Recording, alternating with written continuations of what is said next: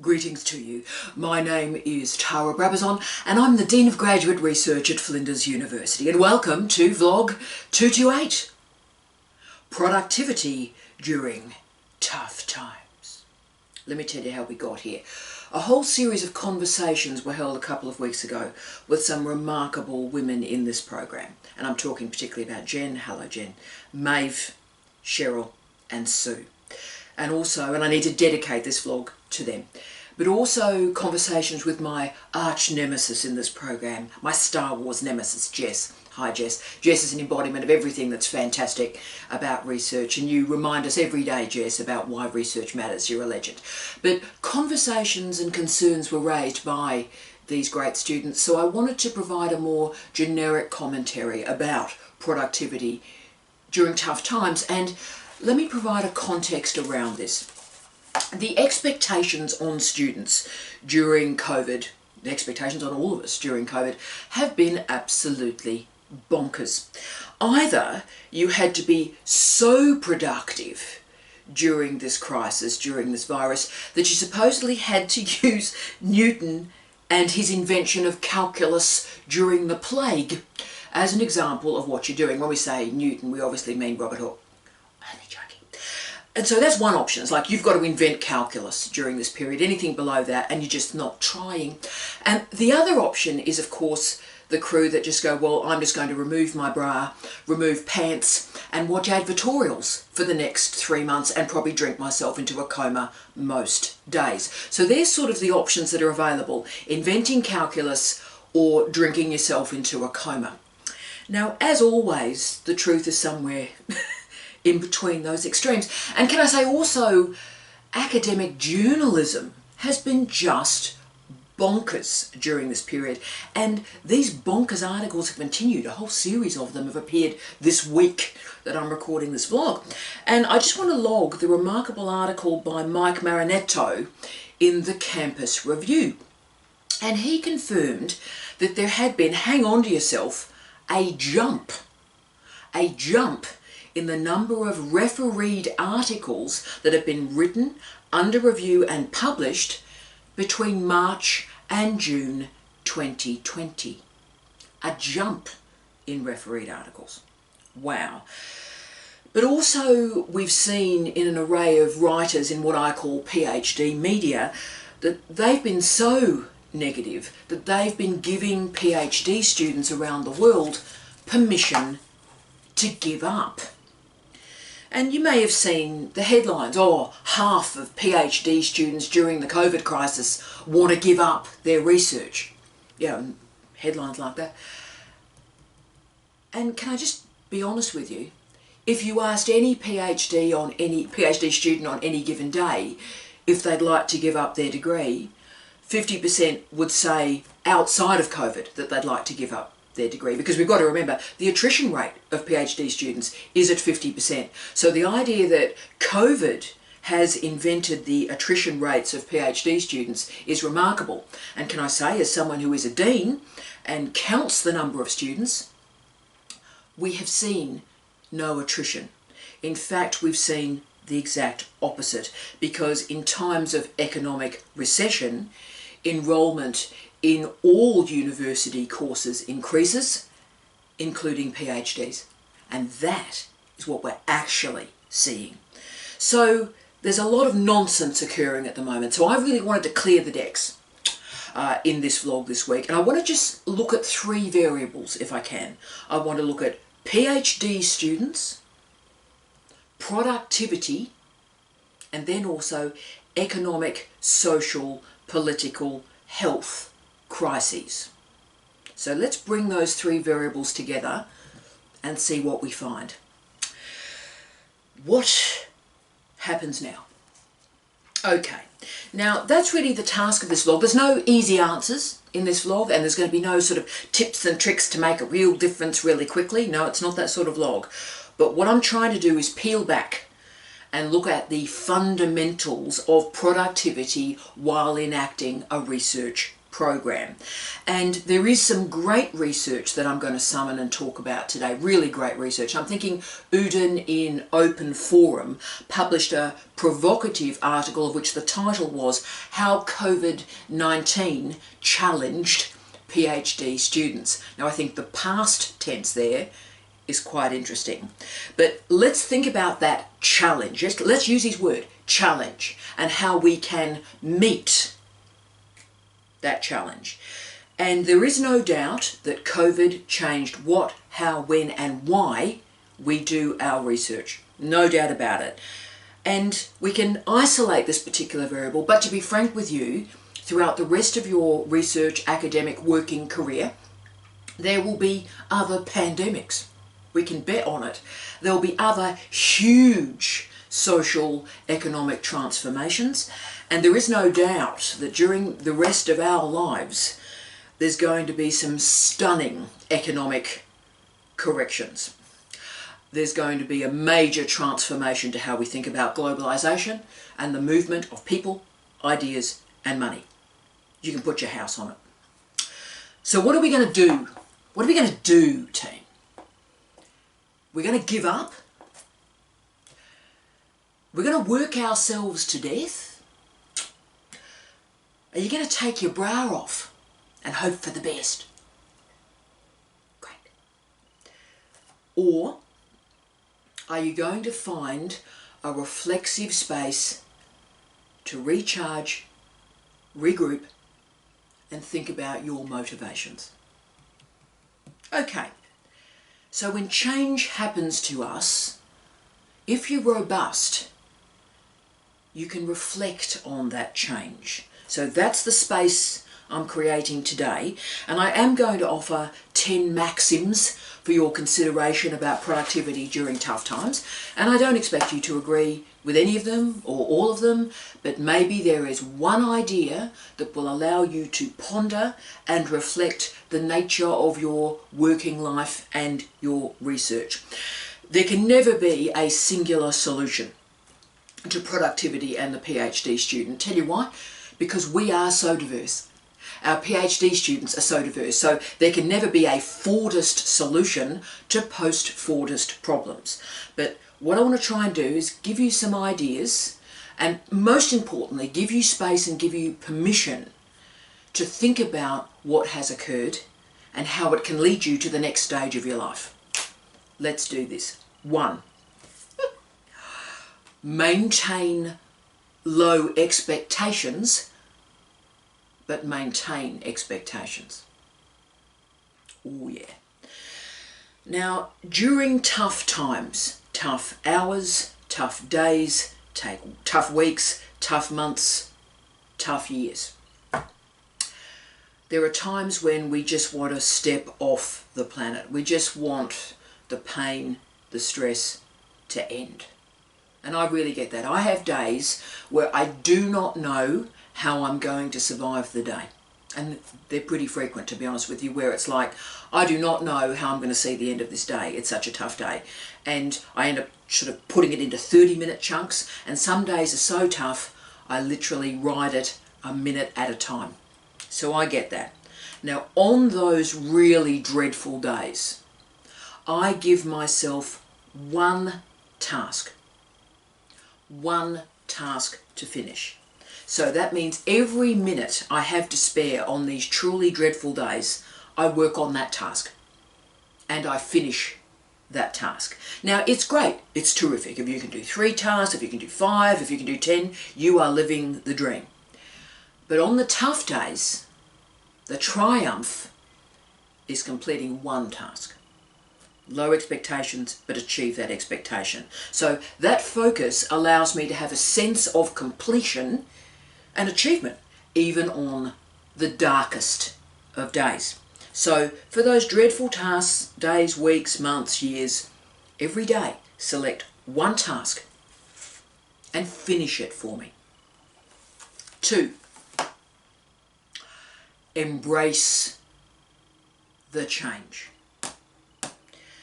This is the hardest one. I know it is. This is the hardest one. I'm not going to be Pollyanna about it.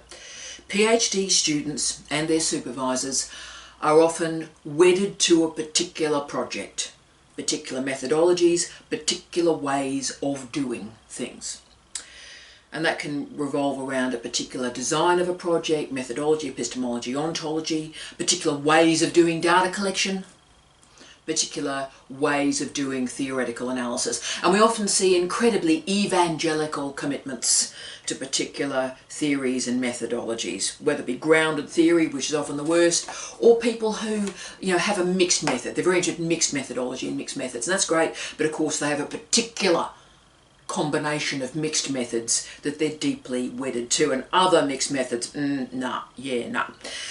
And a recent survey, and it's a really problematic survey, can I say, there's methodological problems there, but a survey of 57 PhD students in Australia from 8 universities, and we don't know what type of universities they were surveyed, found that 90% of participants stated that COVID had impacted on their research, and 70% stated that their planned research outcomes would be severely impacted.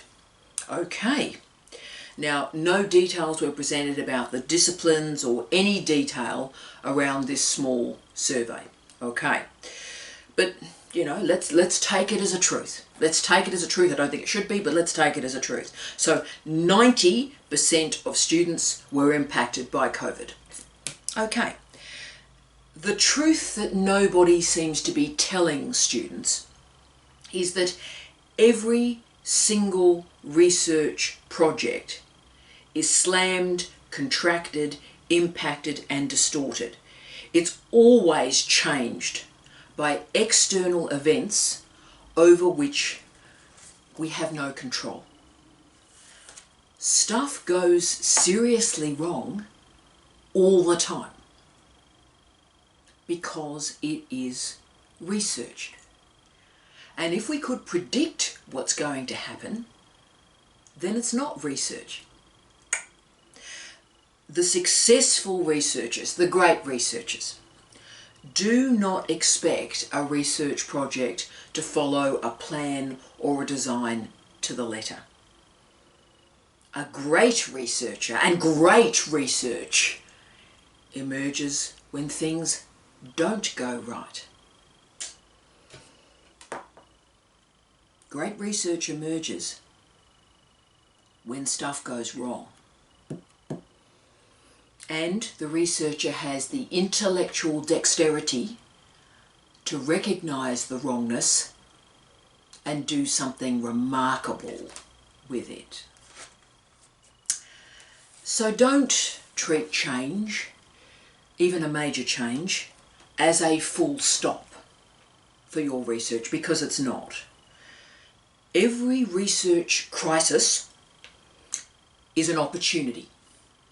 And all sorts of memes went on, as we know, during COVID about Newton and calculus, and on we go. And, if you're not inventing calculus, you're not productive. Well, look, that's nonsense. And we all know it's nonsense, and it was a bit crazy. But have you noticed, Newton, yawn, bless. But have you noticed during COVID, very few people have talked about Marie Curie? The first woman to win a Nobel Prize, the first woman to win 2 Nobel Prizes, and yes, the only person to win 2 Nobels in 2 different fields. But Marie Curie and her remarkable husband, Pierre, conducted incredibly the bulk of their early research, which led to the invention of radium and polonium. So, hello, that's an achievement, right? But they discovered those elements in what German chemist Wilhelm Oswald described as, quote, a cross between a stable and a potato shed. End of quote. Leaky, drafty. Pierre would die before there was a proper laboratory put in place for their projects. So in other words, they would win the Nobel Prize from research conducted in a potato shed. So you may have expectations for perfection, for precision, and you may have an intricate research design, and if you're wedded to that, and if you think that's how the world's going to operate, then you're going to live your life disappointed. And you're going to live your life 1 hour every day away from leaving a PhD program, okay? Because the best researchers take what they have. All the leaks, all the drafts, the substandard equipment, the xenophobia, the sexism in the case of Marie Curie, world wars in the case of Marie Curie. And from the rubbish, from the oppression, from the nonsense, from the lack of funding, the lack of support, you produce research.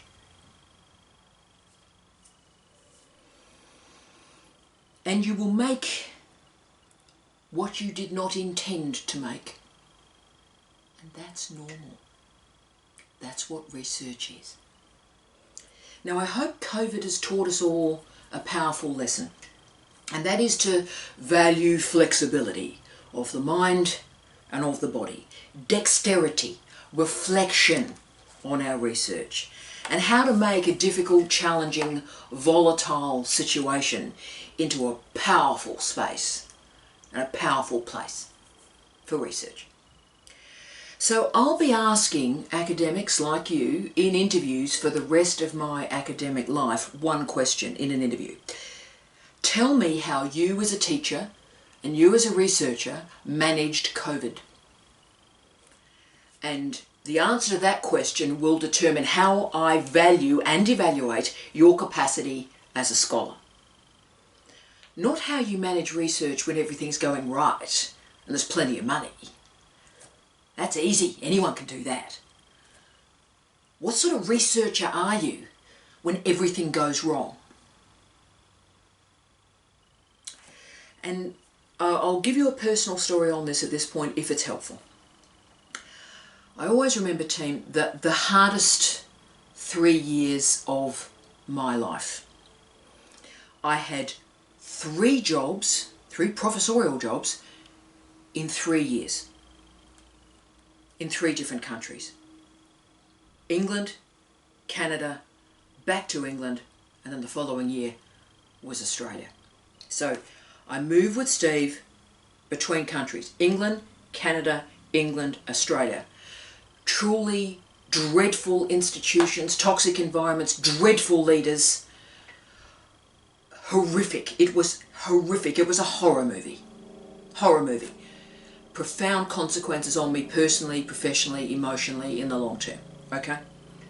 We lived in temporary accommodation. We lived in a single room with a shared bathroom for 3 years in these locations. All our worldly goods remained in storage. Books, clothes, I lived out of a suitcase for 3 years. And during that time, I wrote 3 books, 7 book chapters, and 17 refereed articles. And that material was written on a series of really wonky desks with paper-thin walls, with dreadful people in the rooms next door, drug deals being done in the car parks. Oh, no fridge, no oven. We lived on cheese sandwiches for 3 years. Now, I can never convey in language how hard those 3 years were. But if I had given up, because it was a bit difficult, then probably the best work of my career would not have been produced. Because, team, what no one ever tells you, because it's so painful, what no one ever tells you is that in tough times, times that are gritty, that are nasty, that are brutalizing, those times burn you. They burn away the assumptions, the presumptions, the vanity. They burn them away. And what it leaves is a scalded, stunning series of truths. And that's what you write. 3, focus on calming the disruption. The word disruption is a real problem, can I say? It's been a problem for some decades. And, dreadful researchers, dreadful leaders, dreadful vice-chancellors use these sort of trendy, pseudo-trendy phrases like disruptive change, disruptive technology. You know those people? So yawn. So you go into one of these damn meetings and someone says, oh, we need to enact disruptive change, get people a bit agitated. Let's not. Really, let's not. Let's leave people alone when we can to get on with their work.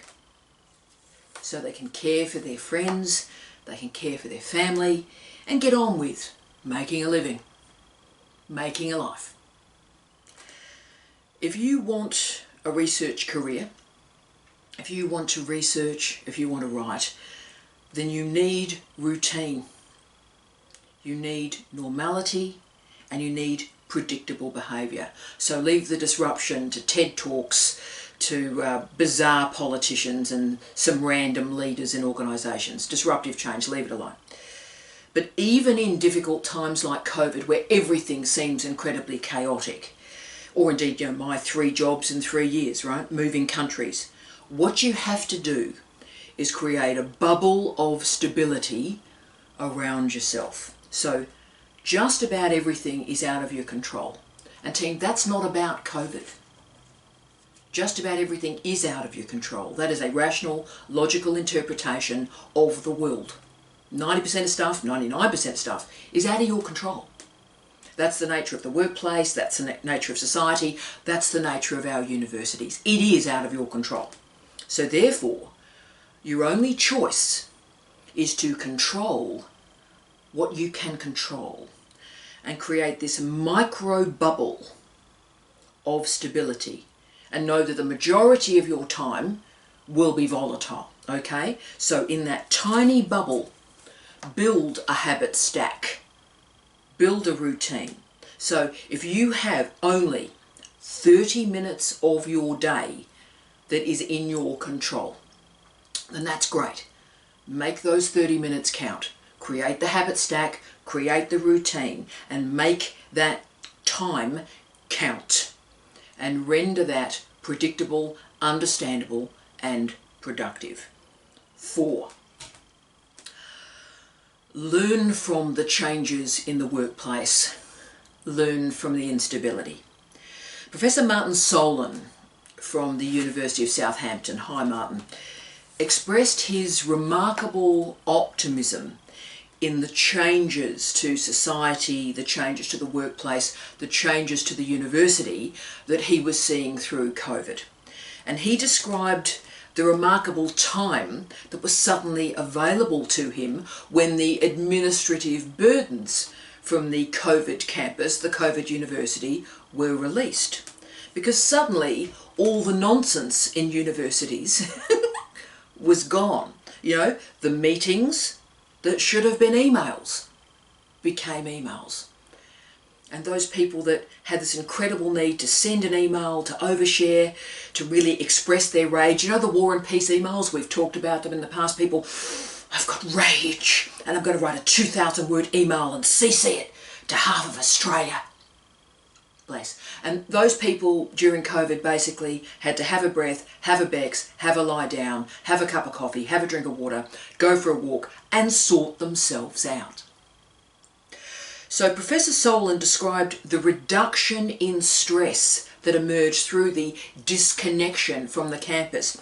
And he stated that, quote, one thing COVID-19 has exposed is the inefficient and unsustainable way the system has operated, providing the impetus for reprioritisation and reorganisation. Few will accept a return to how we worked and operated before. Ooh. End of quote. Now, it is remarkable how many university leaders around the world post-COVID, and the post is in brackets, post-COVID, have immediately talked about a return to normality. So this period happened, yeah, we're back to normal. We are so back to normal. We're not back to normal. We'll never be back to normal again because we've seen the wizard behind the curtain. We've seen the emails that have replaced meetings and it's been fine. So we'll never be normal again. Therefore, from the experience of this strange time, create a new type of routine. Experiment with these new modes of flexibility. Modify your plans. Experiment with new approaches, new ways of learning, ways of reading, ways of writing. So do not validate or valorize that pre-COVID environment. It was no nirvana. It was no paradise. The contemporary university system is troubled. It is an institution looking for a purpose. So in this interregnum, create new ways of thinking and new ways of working. You will be a better researcher and a better PhD student from having done this deep thinking about alternative ways of doing research. 5. The online and digital conference has found its moment. Now, you know, I've expressed it in the past. I've been worried about academic conferences for a long, long time. The expense of the registration, the environmental issue of travelling for 2, 5, 10, 15, 20 hours on a plane, the cost to the environment, the cost to taxpayers, and of course what happens when you get to these expensive conferences, right, where you might be given 15, 20 or 30 minutes to express your research. Is it worth it? Really? Really? Really? So the restriction on travel has bothered a lot of people, right? But of course the removal of travel as an option for the dissemination of research has presented a series of gifts and alternatives. Firstly, an array of conferences simply and quickly moved online. And they were terrific. They were brilliant conferences. We had a ball. And of course, incredibly efficient. No 10, 20-hour flights, just a cup of coffee, brush your hair, maybe, put a bra on, maybe, and put on Zoom. And then you see some of the most brilliant, fascinating scholars in the world in the privacy of your house. But also, a new array of seminars have emerged where interesting people have gone, all right, well, let's just create a Teams meeting and present some ideas and have a chat. And incredible new modes of dissemination have emerged in this way. So this has meant, and this is incredibly important to me, academics with caring responsibilities for kids or for parents or for colleagues, they've been able to participate in more conferences because, you know, if you've got caring responsibilities, you're going to go, oh, look, I'm off for 4 days, you know, kids look after yourselves, good luck with that. You can't leave. So colleagues have been unable to go to conferences for decades and no one's cared, and it's been an invisible problem. But all of a sudden, students who haven't had the flexibility or the money to attend a stack of conferences are suddenly centralised in debates. How amazing! So as you can see, new modes of productivity emerge when we take the advantage of digitisation and deterritorialisation. We use its mobility. We allow ideas to move even when the human body cannot. And that's productive. Wow. That's efficient. Wow. And it does a lot of good for the planet and does some good for our families as well. 6, speaking of families, balancing personal and work responsibilities. The academic life is frequently a very solitary life. And think about how academics are presented in popular culture. Always a joy. It's invariably the old white male professor who just can't seem to manage a wife or sort of manage dressing, food shopping, or parking his car. We actually have very few models in academic life of successful humans because we see the senior leaders in our universities who are invariably, and I have actually studied this, invariably white, male, heterosexual, and procreative. Bless. And that's the model of university leadership around the world. Now, the role and place of the rest of us who are not white, male, heterosexual, or have had children is pretty well invisible. And of course, that group is overwhelming the majority of people. So heteronormativity is particularly prevalent in our universities, and I would argue increasingly so, interestingly enough. And this means when a major social, political, economic, health catastrophe happens, our university is vacuumed sealed from the diversity of the rest of the population. So we don't have the policies, the procedures, the infrastructure to handle the diversity of people outside of the normative structures for which the university was configured. And that's because our academic model is based on either the male academic, the sole male academic, bless, or the male academic who has a wife who looks after him and everything else. Okay, so the problem is our universities are filled with a bunch of people who are not in those two groups. So that means all the structures geared around those two groups just don't work. Therefore, when homeschooling was required, or two people were working from home with online meetings and all the complexity of those schedules, the university was completely unable to cope with that, right? So social isolation, the working life and managing who's cleaning, who's going to go out and get food, this day-to-day stuff, the university system just could not manage that diversity. And research emerged from the PNAS in July 2020. Malish et al. Produced a really confronting article. I found it confronting, to be honest with you, that explored how the coronavirus had revealed seismic inequalities in academia. And I'll do a quote from the article. And as I said, I found it confronting. It's like, ooh, really? Right, quote. A pandemic naturally highlights privileges such as financial security and access to mental health care. It also amplifies mental, physical, social, economic impacts that are attributable to pre-existing inequalities in academia. And here's the kicker. Making matters worse, in a time of stress such as a pandemic, biased decision-making processes are favoured which threaten to deprioritise equality initiatives. End of quote. Ooh. Hurts a bit, doesn't it? Hurts. Now, they argue that gender inequalities in research are amplified during times such as a pandemic.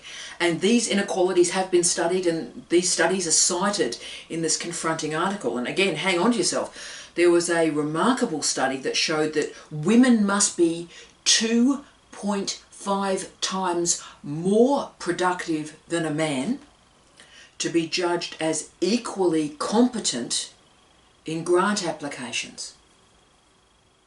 Ooh. Ooh. Okay.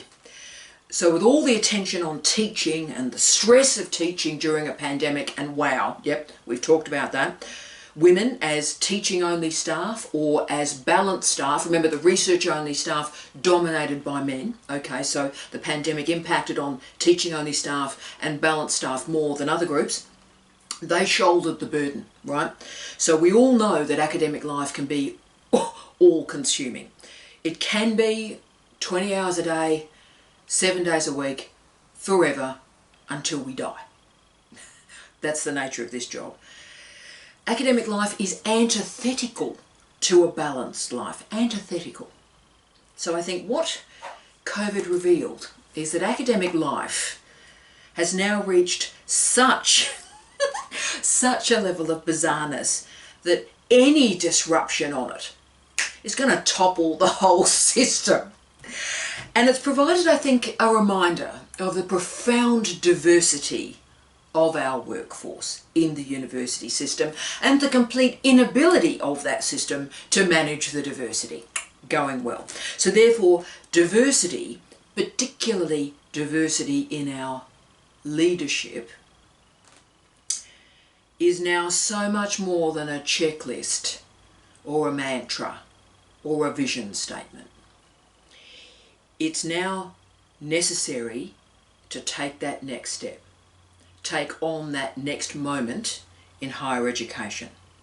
So please, for me, remember, when you have an opportunity to take on a leadership post or a leadership role, or indeed make a leadership decision, because remember, leadership exists everywhere, and every single one of us every day has a leadership moment. So when you have a moment to enact that leadership, remember COVID. Remember the inability of this system to manage differences, to manage families, and try to create a space for a bit of difference and maybe some other priorities. Because productivity is now based on remembering that the university is a workplace. It's not a convent, it's not a monastery, it's not a vocation, and it's surely not a utopia. And that many people work here.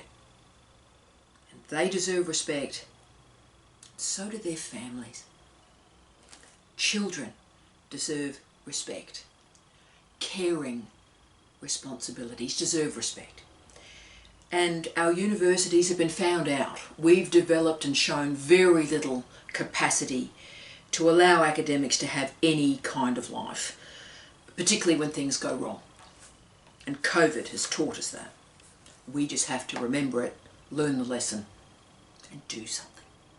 7, value this cultural and intellectual pause. One of the characteristics of the lockdown, the shutdown, is a reduce in commute time for most people. So the patterns of our working life were suddenly shredded. So we were no longer in cars, on trains, in buses. Therefore, learn when this disruption happens to use the time in a different way. Use the spaces, recognize the spaces, and use them to do something new, a new activity. Trialing something new. And I know a lot of you, and I did it as well, created these small spaces for learning. So a lot of people did sort of hour-long training or professional development. As you know, once a week I did a LinkedIn learning session. I did all sorts of interesting, quirky, different things, just Saturday morning for 1 hour. And for example, I did a session on food photography. And that's helped my research and my article on Kangaroo Island enormously. But these spaces created through the shredding of our routines meant that different priorities and different opportunities emerged, and most of them were, of course, home-based. So look at the odd changes to consumerism. There was a 300% growth in the purchase of jigsaw puzzles and board games. Amazing. I haven't played Scrabble in 40 years. COVID happens, there's me going, ooh, triple word score, boom. Okay, so most of us never have chances in our career for a sabbatical or a research leave. To be frank with you, those days are over, right? I've never had a sabbatical. I've never had a research leave, and I've been working in universities coming up to 30 years, nearly 30 years. Therefore, what COVID did was create a space where absolutely there was this hard, pressurized, dreadful new environment, but also a pause where some of the nonsense dripped away and gave us a space to think about what's important. And of course, productivity commences when we recognize our priorities. 8, oh yeah, focus on staying motivated. Motivated, this is it. There are many reasons why we separate home and work historically. One reason is that motivation is a finite resource and it requires regular renewal through leisure and recreation. Remember the word recreation? We recreate ourselves for work. So if you're going to sustain a career, then you're going to need to create strategies to renew motivation. You do need to answer the question, why am I doing this? Why am I getting up in the morning? Why do I care about my research? Why do I care about my teaching? Money is one motivation. You have to pay your bills. So when everyone goes, oh, money, it's just, oh, no money. No money.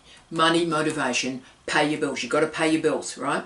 Money is a motivation. Knock yourself out. Important. But the problem we've got is there are easier ways to make a living than being an academic. And the problem with being an academic, particularly during COVID, is your workplace is also your home. So it means you're always on. You're always at work. And the purpose and the meaning that we get from something is determined outside of that something, right? So if you're going to render something meaningful, then the meaning of that entity comes from outside of it. So do you see the problem when you've got no outside to work? When every space of your life is a working environment, you can never get outside of it and reflect on why you're doing it. See the problem? So what we need is a context, a frame, a structure. And when we do that, that loans our activities meaning and purpose and motivation. So the reason why so many PhD students leave the program is that they forget why the PhD matters. They lose their motivation. Simple as that. So that means we need to configure a space and a place in your life where you keep yourself together. So actually call a part of your life, this is where I'm working on my motivation, and call it that. And that space and place and time maybe is where you exercise, you go for a walk, you do some yoga, you do some mindful breathing, whatever the hell you need to do. You might play cards, you might play Scrabble, you might organise your underwear when you decide to wear it again. That's great. But create a space and a place and a time away from work. And yes, away from your research, away from your other responsibilities. And please remember that time away is never a wasted time. It is a time when you are working on your motivation, perhaps the most important finite resource you have. Because in that motivation time, you recognize and remember what matters and why it matters. And I think the great thing about COVID and crises more generally is they accidentally create those spaces of reflection. We have to work out what does actually matter. But the problem is when work and home blur and rub against each other continually, work takes over everything and it blocks the chance for renewal. So I'll come back there in a second. 9. Learn to start and stop and separate work media from social media. One way to create space for your work, for your family, but also that space to renew your motivation is to give yourself a productivity target and then stop. And can I say, when I've had to help and counsel, and it's been my pleasure to do so, students really in trouble in their PhD, they're just been going for years and years and years and just can't finish. This strategy helps them finish. So what I do, and what I'd advise you to do in tough times, is give yourself a word target to write every day. And don't stop until you've written that word target. So it might be 250 words. That'll get you home. It might be 500 words. So give yourself a target. A number of words to write every day. A number of articles to read every day. So give yourself a task. Maybe 2, maybe 3. But don't overschedule yourself. But what I want you to do is configure those tasks, start those tasks, finish those tasks, and then stop. Stop. Do not allow work to take over everything. Now we need to focus on the organisation of time, because if you are working and researching in your home, and there is a reason why we're in my home office, you might have worked this out, is you can organise yourself and create the work period even in your own house through time. It can also be done through a particular space, and we'll talk about how you can organise this through time and space now. So just to give you an example, for my non-dean work, so my research work, right? I'm not paid to do research, I'm paid to be a dean. So every bit of research I do is done outside of the dean role, and it's done in this office. It's done at 2 a.m. in the morning till about 5 a.m. in the morning in this office. So it means I bind it by time and it occurs in this space. And then what happens, and what will happen after I turn this camera off this morning, is I grab my briefcase and I go to my Flinders office where I do my dean work. So you see what I've done here? I've separated the tasks spatially, but also through time. So I go to work and do my Flinders work, and I come here in this space, and this is where I do my research. I don't blur the functions ever, and I mean ever. So if you can't separate these actions spatially like I can, and I understand that, you might be able to separate them through time. So in this particular period I do these functions, and then in this particular period I do these functions, and separate them. Start and stop. So start to create the stops in your life. This means controlling your mobile phone. It also means controlling where you answer and when you answer emails. And also recognizing that you matter. You really matter. And you have to create a separation from other people's issues, even for 30 minutes. Renew. And recognize the incredible value of those spaces and times outside of work. And media, particularly social media, can help you do that. And you know, the phrase social distancing was a dreadful combination of words, appalling. So social distancing became social isolation for a lot of groups really quickly. But I think the online environment has a lot of advantages, a lot of disadvantages too, but a lot of advantages. And I know because my friends live all over the world, so I have to use social media to keep in touch with my friends, and it's a privilege to do so. And that's how our friendships have been continued over decades. So lockdown shutdowns don't change those sorts of relationships because social media can allow them to continue. But also if you're living with people, partners, kids, your parents, housemates, we're all at home a lot more. So we need to respect the workflow and the routines of others as well.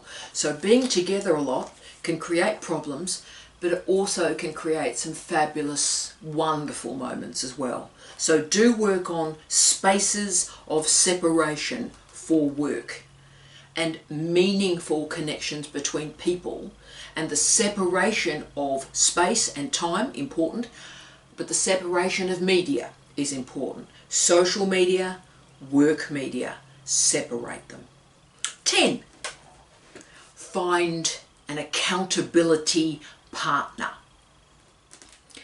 A certain scientist in my life, who you met in the last vlog, says to me quite frequently, if you can't measure it, it doesn't exist.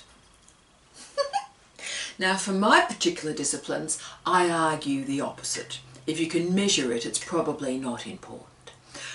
All the fabulous things, the important things in our life aren't really measurable. And of course that creates some fantastic conversations between us, you can imagine. But there is no doubt that when we talk about productivity, we have to talk about accountability. And productivity and accountability are measured. Now, as most of you know, on New Year's Day 2020, like every other New Year's Day for I think the last 25 years, I plan out my research for the year. I do a research plan. In fact, we did a vlog on how you do a research plan. And in fact, it's there. Can you see? There's my whiteboard. That's where it stays actually permanently. I haven't moved it there. That's where my research plan stays every day. And so for 2020, I plan to write one book chapter, and 10 refereed articles. So it was quite ambitious, and I knew it was. And I thought, well, let's have a good go, as only January 2020 would allow you to do. So I wanted it to be a big year. Didn't know what would happen, certainly didn't predict what did happen. But unbelievably, and it's July, I've got to that target. Don't really know how, and it was profoundly unexpected. But what happened? Well, the book, as I expected, was published on June 15. So that proceeded as per normal. The inverted commas lockdown in publishing, it was a British publisher. They locked down their business, but of course the publishers continued to work from home. The procedures all happened normally, and the date it was meant to arrive is the date it arrived. So there was absolutely no change to the book.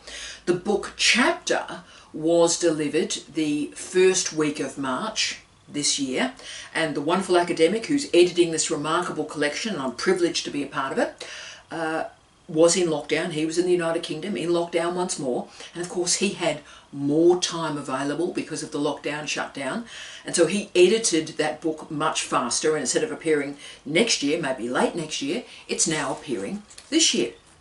And as to the articles, well, some remarkable stuff happened that really I'm going to have to reflect on it myself. So 2 articles emerged from absolutely nowhere, right? So Elsevier, I can't do Darth properly, but Elsevier had a call for papers on COVID and the university. And they stated if you could get the article to them by April 30, there would be no publishing charges for open access. Now, I have never paid $1 for open access in my entire life, and I don't intend to start now, and the idea of giving Elsevier money, hell will freeze over first. So that focused my mind, and I was able to deliver that article, I think it was on like April 28. I was going for it, and I delivered it to them. So, great. So there we go. There's one that was completely unexpected. Thanks, bank, shake it all about. Similarly with Narelle Hunter, our wonderful student, doing the absolute impossible, submitting her PhD during COVID while teaching large class in first year biology with 2 kids and a wonderful husband. You reckon you had a tough COVID. What did you do during COVID?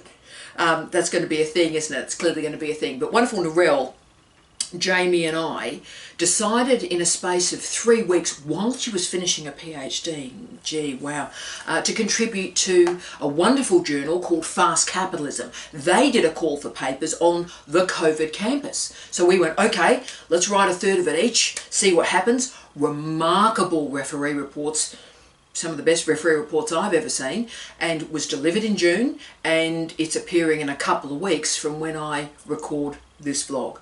Also, leadership suddenly became a hot topic once more. It's been not really a big deal. Then, wow, this year happened and leadership was everywhere. And particularly what university leaders were doing to and in our institutions. So I started to receive all sorts of requests about leadership articles and papers. So I delivered them. Remarkable. So COVID, I think, has taught us the value of planning. Planning does matter. But also the value of being flexible. So opportunities have emerged during COVID that I never imagined when I wrote that research plan on New Year's Day. Therefore, I think it is important to assemble your measurements of success. But know in tough times that the goal may be sound, but how you get to that goal may change radically. Perhaps I think the greatest lesson of COVID and our productivity that we can carry forward for the rest of our lives, though, is the importance of kindness and compassion. I have seen the most ruthless, nasty, brutalizing, aggressive behaviour during this crisis. Absolutely bonkers emails have arrived from people, including students. Students, and I love our students, but students, bless them, have sent me some of the weirdest emails I've ever seen. I didn't cause COVID. You can blame me, but I wasn't really in charge of a pandemic. Sorry about that. So all sorts of irrational nonsense emerged pretty well on a daily basis, and it's not surprising that the word panic has appeared a lot in my research this year. Panic learning, panic leadership, panic university. And there's no doubt we are in a panic university. And this is a shame, because as I've always said, when people tell you the truth about themselves, believe them. And the thing about a moment of crisis is people do reveal the truth about themselves. But there is an alternative way. Recognising that people, whether it be your supervisors, your friends, your family, people are doing the best that they can. You know what? Maybe your supervisor is not as responsive as you would like.